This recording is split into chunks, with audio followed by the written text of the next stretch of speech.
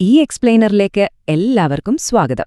നാം ഇന്ന് ജീവിക്കുന്ന ഈ കിടിലൻ ഡിജിറ്റൽ യുഗം പെട്ടെന്നൊരു സുപ്രഭാതത്തിലുണ്ടായതൊന്നുമല്ല കേട്ടോ.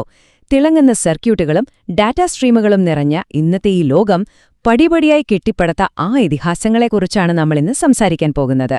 ഒന്ന് ചിന്തിച്ചു നോക്കൂ, നമ്മൾ രാവിലെ ഉണരുമ്പോൾ മുതൽ ഉറങ്ങുന്നതുവരെ ഉപയോഗിക്കുന്ന ഈ സ്മാർട്ട് ഫോണുകൾക്കും കമ്പ്യൂട്ടറുകൾക്കുമൊക്കെ പിന്നിലെ ആ യഥാർത്ഥ തലച്ചോറുകൾ ആരായിരിക്കും? ഇന്നത്തെ ഈ ഡിജിറ്റൽ ലോകം ശരിക്കും മനസ്സിലാക്കണമെങ്കിൽ മനുഷ്യനെയും മെഷീനെയും തമ്മിൽ ബന്ധിപ്പിച്ച ആ പഴയ കാലത്തെ ജീനിയസുകളായ കണ്ടുപിടുത്തക്കാരെ നമ്മൾ ഉറപ്പായും അറിഞ്ഞിരിക്കണം. അപ്പൊ നമുക്ക് തുടങ്ങാം അല്ലേ?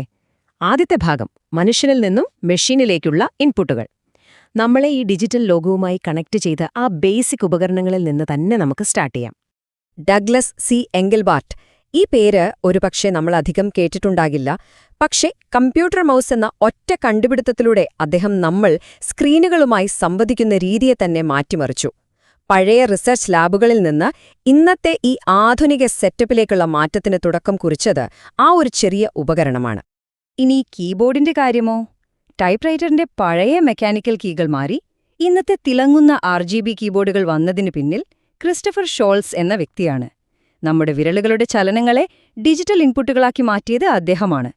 ഇതില്ലായിരുന്നെങ്കിലോ കമ്പ്യൂട്ടറിലേക്ക് ആശയങ്ങൾ ടൈപ്പ് ചെയ്ത് കയറ്റുക എന്നത് ഒരു വല്ലാത്ത പണിയായേനെ. അടുത്ത ഭാഗം ഡിജിറ്റൽ കോർ, മെമ്മറി എന്നിവ. നമ്മൾ കൊടുക്കുന്ന വിവരങ്ങൾ ശരിക്കും എങ്ങനെ പ്രോസസ്സ് ചെയ്യുന്നു, എവിടെ സേവ് ചെയ്യുന്നു എന്നതിന്റെ ആ ഒരു ഹൃദയഭാഗത്തേക്കാണ് നമ്മളിനി പോകുന്നത്.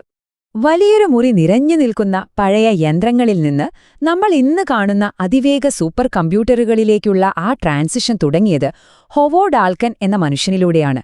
ഡിജിറ്റൽ കമ്പ്യൂട്ടർ എന്ന ആ മഹാ അത്ഭുതത്തിന്റെ അടിത്തറ പാകിയത് അദ്ദേഹമാണ്.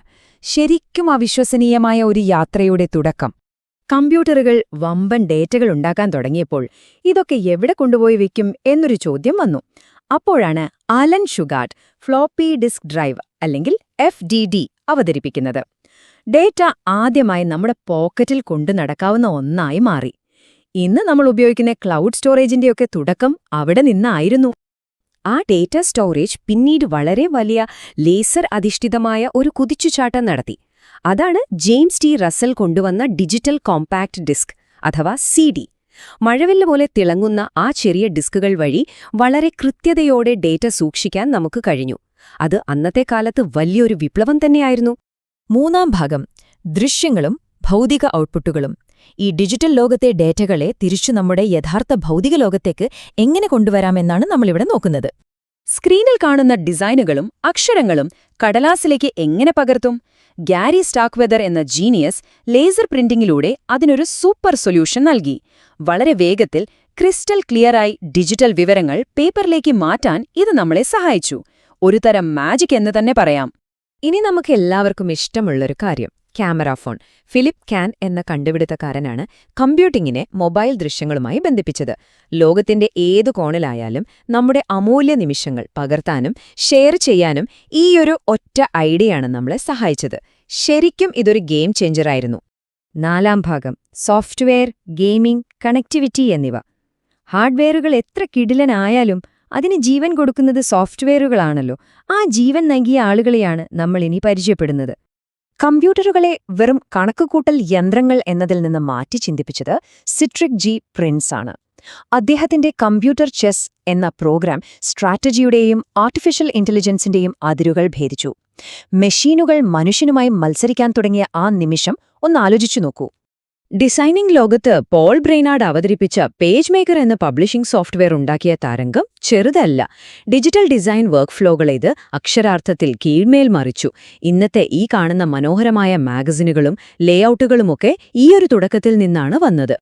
കമ്പ്യൂട്ടറുകളുണ്ടായി, ഡിസൈനുകളുണ്ടായി, പക്ഷേ നമ്മൾ തമ്മിൽ സംസാരിക്കണ്ടേ? ജാർക്കോ ഒയ്ക്കർനെൻ IRC അഥവാ ഇന്റർനെറ്റ് റിലേ ചാറ്റ് ഉണ്ടാക്കിയതോടെ നമ്മളെല്ലാവരും ആഗോളതലത്തിൽ കണക്റ്റഡായി. ലോകത്തിന്റെ ഒരറ്റത്തുള്ള ആളുമായി ഞൊടിയിടയിൽ ചാറ്റ് ചെയ്യാൻ തുടങ്ങിയ പഴയകാല ചാറ്റ് റൂമുകൾ ഓർമ്മൂലേ? അവിടെ നിന്നാണ് ഇന്നത്തെ വലിയ ഗ്ലോബൽ നെറ്റ്വർക്കുകളൊക്കെ ജനിച്ചത്. സിട്രിക് ജി, പോൾ ബ്രെയ്നാർഡ്, പിന്നെ ജാർക്കോ ഒയ്ക്കർനെൻ, ഈ 3 പേരും ചേർന്ന് എന്താണ് ചെയ്തതെന്നോ? വെറുതെ ഒരു മൂലയിലിരുന്ന യന്ത്രങ്ങളെ ഗെയിമിംഗും ഡിസൈനിങ്ങും ആഗോള ചാറ്റിംഗും വഴി വളരെ സജീവമായൊരു ഡിജിറ്റൽ സിസ്റ്റമാക്കി മാറ്റി. ഇതൊരു ചെറിയ കാര്യമല്ല കേട്ടോ. അവസാന ഭാഗം, ഡിജിറ്റൽ പ്രപഞ്ചം പൂർണ്ണമാകുന്നു. ഈ കണ്ടുപിടുത്തങ്ങളെല്ലാം കൂടി ചേരുമ്പോഴാണ് നമ്മൾ ഇന്ന് കാണുന്ന ഈ സ്മാർട്ട് ലോകം ഉണ്ടാകുന്നത്. ഡഗ്ലസ് സി എംഗൽബാർട്ടിന്റെ മൗസ് മുതൽ ജാർക്കോ ഒയ്ക്കറിന്റെ IRC വരെ ഈ 10 പേരും അവരുടെ കണ്ടുപിടുത്തങ്ങളും പരസ്പരം എങ്ങനെ ബന്ധപ്പെട്ടിരിക്കുന്നു എന്ന് നോക്കൂ. ഓരോരുത്തരും വെച്ച ഓരോ ഇഷ്ടികകൾ കൊണ്ടാണ് നാം ഇന്ന് ജീവിക്കുന്ന ഈ അതിവിശാലവും അവിശ്വസനീയവുമായ ഡിജിറ്റൽ പ്രപഞ്ചം പടുത്തുയർത്തിയിരിക്കുന്നത്. അക്ഷരാർത്ഥത്തിൽ അവരൊരു പുതിയ ലോകം സൃഷ്ടിക്കുകയായിരുന്നു. ഈ ലോകത്തെ മാറ്റിമറിച്ച ഓരോ വലിയ മാറ്റങ്ങളും വളരെ ചെറിയ രീതിയിലാണ് ആരംഭിച്ചത്. ഇന്നൊവേഷൻ എപ്പോഴും ഒരു കൊച്ചു ആശയത്തിൽ നിന്നാണ് തുടങ്ങുന്നത്.